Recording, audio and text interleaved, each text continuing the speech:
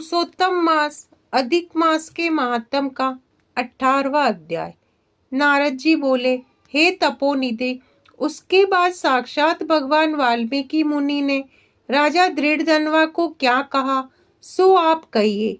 श्री नारायण बोले, वह राजऋषि दृढ़धनवा अपने पूर्व जन्म का वृतांत सुनकर आश्चर्य करता हुआ मुनि श्रेष्ठ वाल्मीकि मुनि से पूछता है।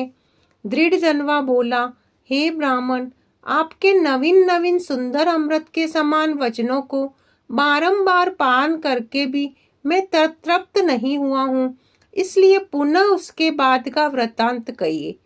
वाल्मीकि मुनि बोले, हे जगतपते, इस प्रकार उस ब्राह्मण के विलाप करते समय गर्जना से 10 दिशाओं को गुंजित करता हुआ असमय में होने वाला मेघ आया।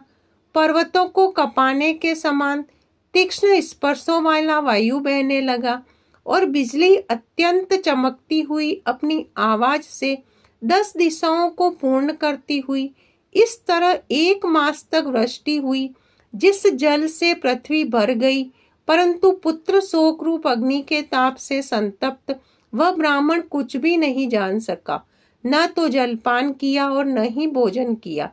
केवल हे पुत्र कहकर विलाप करते हुए ब्राह्मण का उस समय जो मास व्यतीत हुआ वह श्री कृष्णचंद्र का प्रिय पुरुषोत्तम मास था।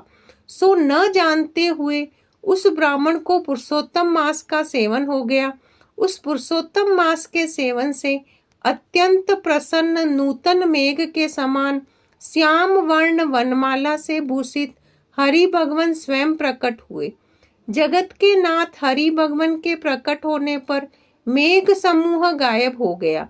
उस ब्राह्मण ने पुरुषोत्तम भगवान श्री कृष्ण को देखा। दर्शन होने के साथ ही गोद में लिए हुए पुत्र के शरीर को जमीन पर रख स्त्री सहित ब्राह्मण श्री कृष्ण भगवान को दंडवत नमस्कार करता हुआ हाथ जोड़कर श्री कृष्ण भगवान के सामने खड़ा होकर श्री कृष्ण भगवान ही हमारे रक्षक हो ऐसा विचार करता हुआ भगवान से पुरुषोत्तम की सेवा से प्रसन्न हो अमृत की वृष्टि करने वाला अत्यंत मधुर वाणी से बोले। श्री हरि भगवान बोले, भो सुदेव, तुम धन्य हो।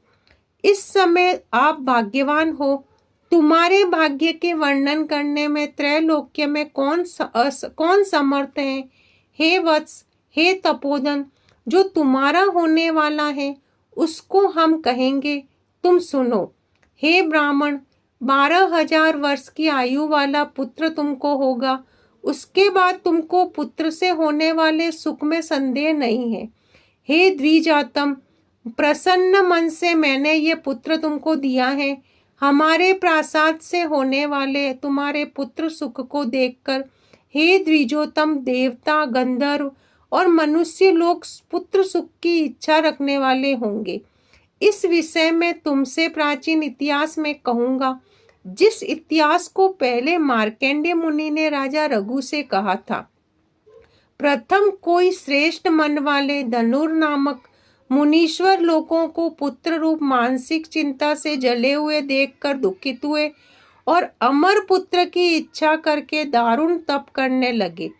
1000 वर्ष बीत जाने पर धनुर मुनि से देवता लोग बोले, हे मुनीश्वर, तुम्हारे कठिन तप से हम सब प्रसन्न हैं, इसलिए अपने मन के अनुसार श्रेष्ठ वर मांगो। श्री नारायण बोले, देवताओं के अमृत तुल्य इस वचन को सुनकर उन तपोधन धनुर नामक मुनि ने बुद्धिमान और अमर पुत्र को मांगा। उस ब्राह्मण से देवताओं ने कहा कि पृथ्वी में ऐसा पुत्र नहीं है। तब धनुर मुनि ने देवताओं से कहा कि अच्छा, ऐसा पुत्र दो जिसके आयु की मर्यादा बंदी हो। देवताओं ने कहा, कैसी मर्यादा चाहिए, कहो। इस पर उस मुनि ने भी कहा कि ये महान पर्वत जब तक रहे तब तक उसकी आयु होवे, ऐसा ही हो। इस प्रकार कहकर इंद्र आदि देवता स्वर्ग को चले गए। धनुर शर्मा ने थोड़े समय में वैसा ही पुत्र को प्राप्त किया।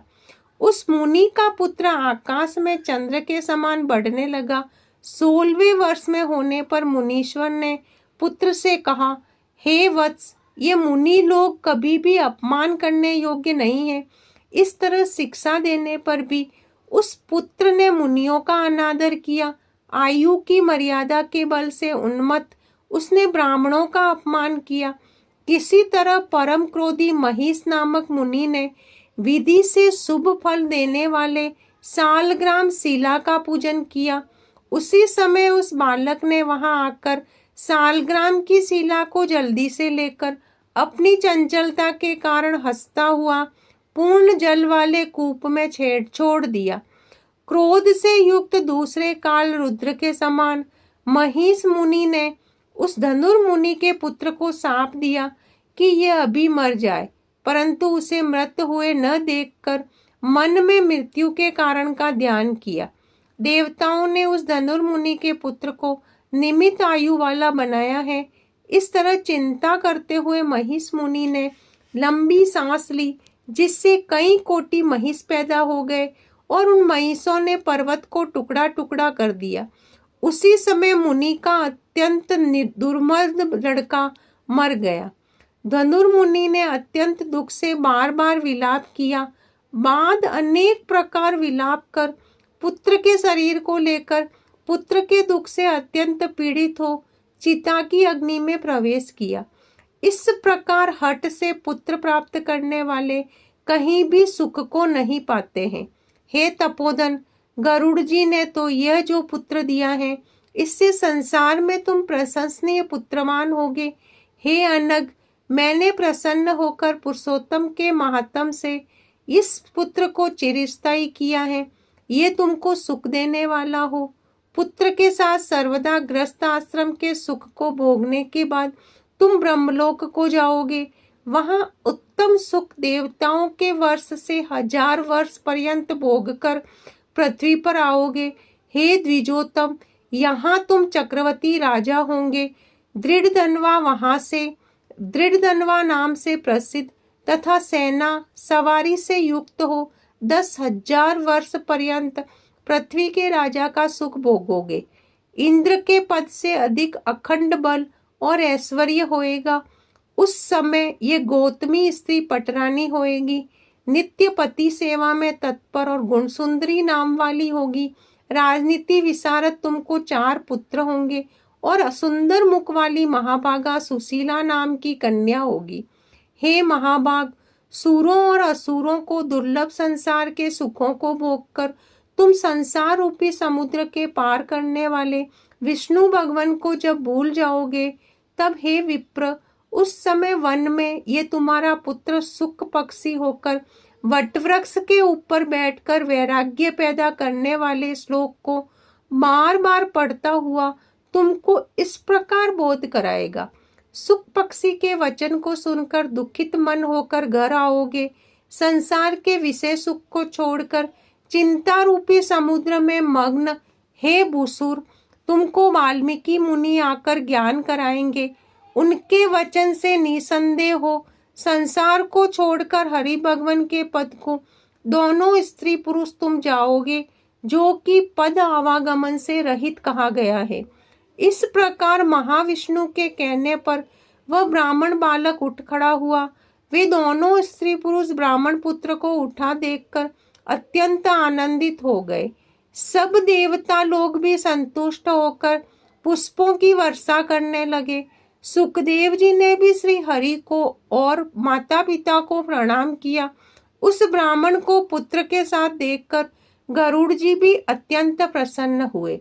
उस समय चकित होकर ब्राह्मण ने श्री हरि भगवान को नमस्कार किया और हाथ जोड़कर हृदय में होने वाले संदेहों को दूर के लिए हर्ष के कारण गदगद वचन से जगदीश्वर से बोला, हे हरे, मैंने 4000 वर्ष पर्यंत लगातार अत्यंत दुष्कर तप किया।